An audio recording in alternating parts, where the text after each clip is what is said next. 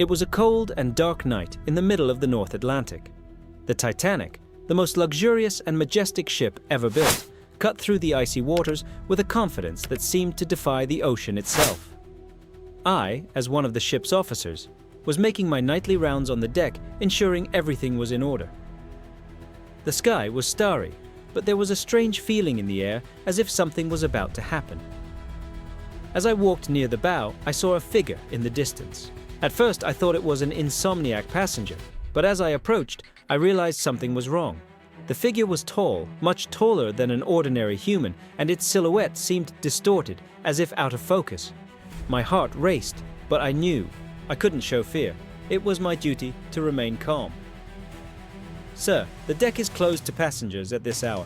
You should be in your cabin," I said, trying to sound firm. The figure turned slowly, and that's when I saw its face. Or rather, the lack of it. Where there should have been a face, there was only a glowing mist, as if I were staring into the void of space. My knees weakened, but I stood my ground. "You shouldn't be here," whispered a voice that echoed in my mind, not in my ears. It was a strange voice, as if composed of thousands of whispers at once. "This ship is doomed."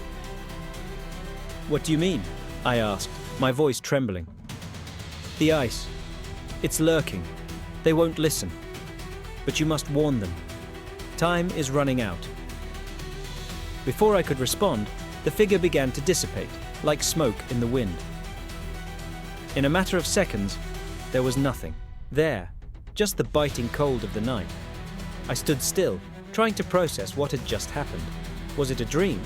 A hallucination?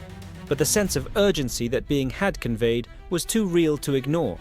I decided I needed to warn Captain Smith. Even if he didn't believe me, I had to try. The Titanic couldn't sink. It just couldn't. I ran toward the bridge, my heart pounding in my chest. The image of that ethereal figure was still etched in my mind, and its words echoed like a funeral bell. When I arrived, Captain Smith was there, calmly talking to the first officer, Murdoch. Both seemed at ease, completely unaware of the danger approaching. "Captain, I need to speak with you. It's urgent," I said, trying to control my breathing. Smith turned to me with a look of surprise. "What's happened, officer? You seem disturbed." I saw something on the deck. Something I can't explain. A figure, an entity. It told me the ship is doomed, that there's ice lurking, and that time is running out." Murdoch chuckled softly, but the captain remained serious. "Officer, you're under a lot of pressure. It's understandable. But we can't act on visions or premonitions. We have procedures to follow." "But, Captain, I swear it wasn't a hallucination. It was real. We need to change course, reduce speed. Something terrible is going to happen." Smith placed a hand on my shoulder as if trying to calm me. "I appreciate your concern, but the Titanic is unsinkable. Besides, we're in safe waters. There's no reason for panic." I wanted to scream, to insist, but I knew it would be futile. The hierarchy on board was clear, and I had already overstepped my bounds. With a lump in my throat, I left the bridge, feeling powerless. As I walked back to the deck, I looked out at the sea. The water was calm, almost like a mirror, reflecting the stars above. But there was something about that calmness that unsettled me, as if the ocean was just waiting for the right moment to show its true face.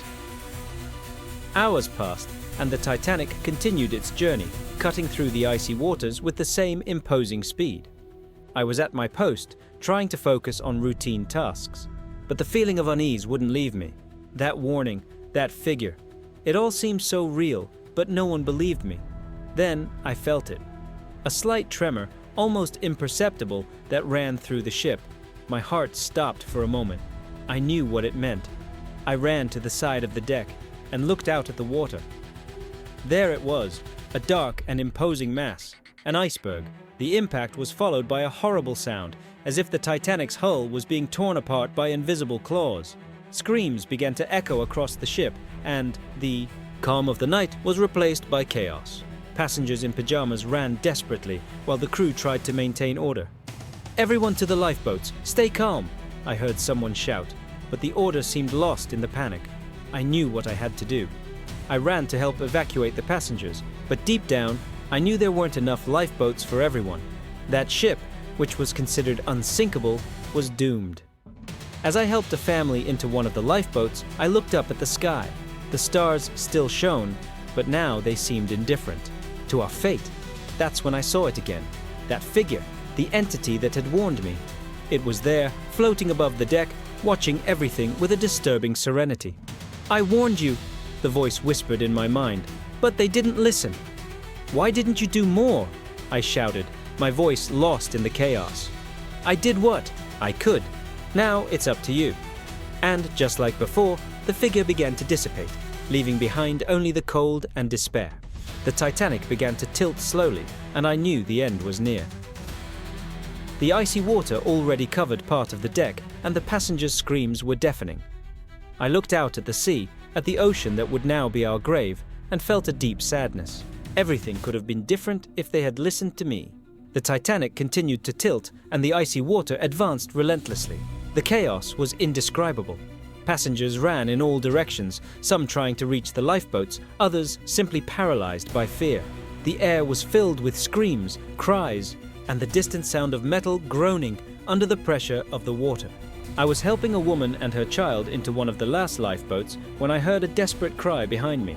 It was an elderly man, clinging to a railing, trying to stand as the water rose rapidly around him. I ran toward him, but before I could reach him, a freezing wave dragged him into the sea. His panicked face disappeared into the dark waters, and I knew there was nothing I could do. "Everyone to the lifeboats! Women and children first!" I heard someone shout, but the order already seemed useless. The lifeboats were almost all full, and there were still hundreds of people on board. That's when I remembered the figure, the entity that had warned me. It appeared again, floating above the deck, watching the chaos with an expression I couldn't decipher. Was it sadness? Indifference? I didn't know, but its presence gave me a strange sense of calm. "You did what you could," the voice whispered in my mind. "Now it's time to save yourself." "I can't abandon them," I shouted, but the figure was already dissipating, leaving me alone with my decisions. I looked around. The water already covered much of the deck, and the ship was tilted at a frightening angle. I knew there wasn't much time. I ran toward one of the last lifeboats, but before I could reach it, a freezing wave hit me, throwing me against a metal wall. The pain was intense, but I knew I couldn't stop. With a superhuman effort, I got up and continued to fight against the water, trying to reach the lifeboat. When I finally got there, I saw it was almost full. There was only one spot left. "Get in!" shouted one of the crew members, reaching out to me. I looked back at the sinking ship and the people still there, fighting for their lives. I knew that if I got into that lifeboat, I'd be condemning others to death, but I also knew that if I didn't, I would die. I hesitated for a moment, looking at the lifeboat and the rapidly sinking ship. The icy water was already covering my ankles, and the cold was unbearable. I knew I didn't have much time. Finally, I made my decision. I jumped into the lifeboat, feeling a mix of relief and guilt. "Row! Row fast!" shouted the crew member, and everyone began to row with all their might, trying to get away from the Titanic before it was completely swallowed by the ocean. I looked back at the ship, which was now almost completely submerged. The lights still shone, but they were fading quickly. Screams and cries echoed through the air, and the sound of groaning metal was deafening.